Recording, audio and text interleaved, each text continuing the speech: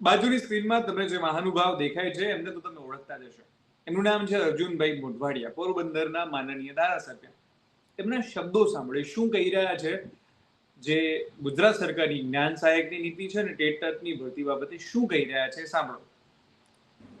શિક્ષણ માફિયાઓને પ્રોત્સાહિત કરતી ભારતીય જનતા પાર્ટીની જે શિક્ષા નીતિ છે એનો ભોગ સૌથી પહેલા વિદ્યાર્થીઓ બને છે અને પછી શિક્ષકો બને છે.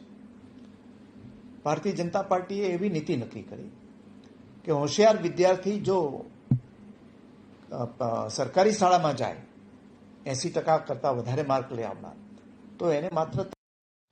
જી હા, અર્જુનભાઈ મોઢવાડિયા જ્યારે કોંગ્રેસમાં હતા ત્યારે આ જ વાત કરતા હતા. અર્જુનભાઈ મોઢવાડિયા જ્યારે કોંગ્રેસમાં હતા ત્યારે કહેતા હતા કે જ્ઞાન સહાયકને રદ કરો, ટેટની ભરતી કરો અને ઉમેદવારોની વાત કરતા હતા. પણ જ્યારથી ભાજપમાં ગયા છે એના પછી એમની બોલતી બંધ થઈ ગઈ છે ને આ બાબતે બોલતા જ નથી. અર્જુનભાઈને કહેવું જોઈએ કે ટેટની ભરતી કરો.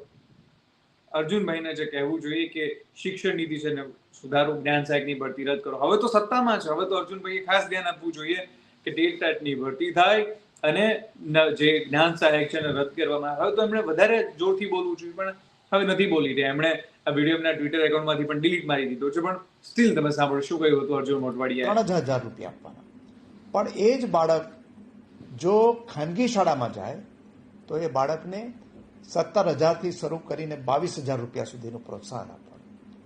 એને કારણે આપણી સરકારી શાળાઓ છે જેમાં 80% કરતાં વધારે બાળકો ભણે છે એ ભાંગી રહી છે અને એમાં શિક્ષકો મુકાતા નથી.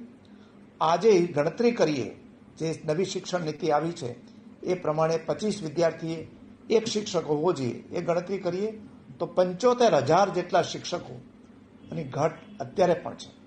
અને 1600 જેટલી શાળાઓ તો એવી છે કે જે શાળાની અંદર માત્ર એક જ શિક્ષક છે. આવી શિક્ષા નીતિથી દેશને ક્યારેય વિશ્વગુરુ બનાવી નહીં શકાય.